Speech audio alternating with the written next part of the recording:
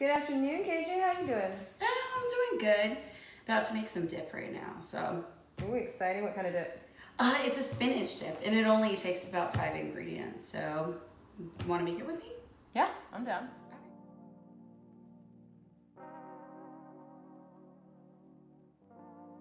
So I've kind of figured out almost like a recipe for like the 5 things that you would do to be like highly successful as a financial advisor. As a female. And to stand out, which I know isn't like the easiest.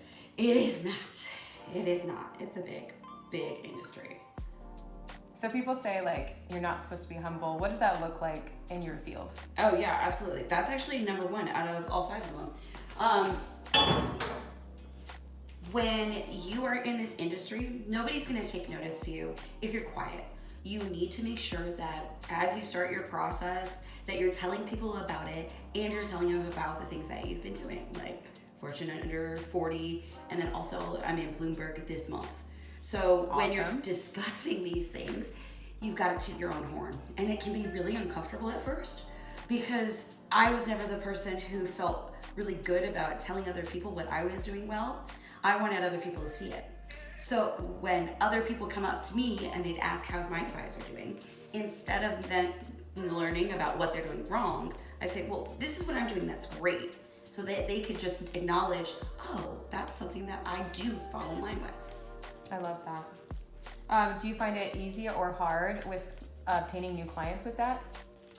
Yeah, when you're finding new clients, you actually need to identify a niche too. So that's number 2, is identifying that niche. When you identify the niche of like-minded clients that you have things in common with, you're able to build a stronger connection because you already know what you have in common with them. Then you also know how they like to interpret information, receive it, and you can really get to a really healthy communicative place with them.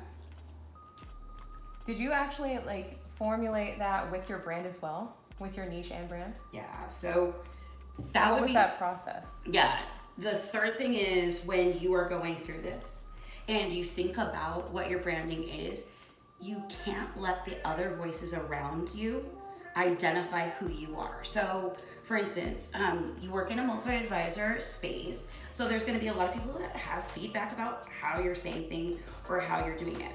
As long as you take their feedback and identify it as that, and utilize your tone and your voice with it, then you can be true and authentic to it. Otherwise, when you just start reciting back what other people say, you kind of lose yourself, and then a lot of confidence goes away as well.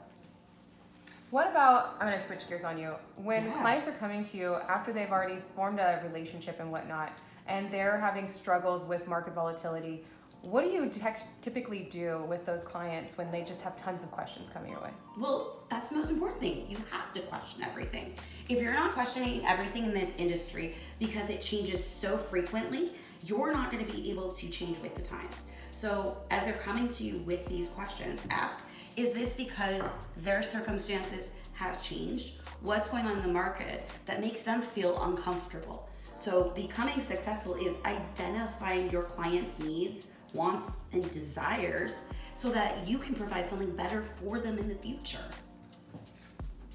And then I guess you obviously work with other professionals and COIs that you keep close. How do you maintain those relationships and maybe help each other out? So support circles. Support circles are a really big thing. This is such a demanding career that it takes a lot out of you.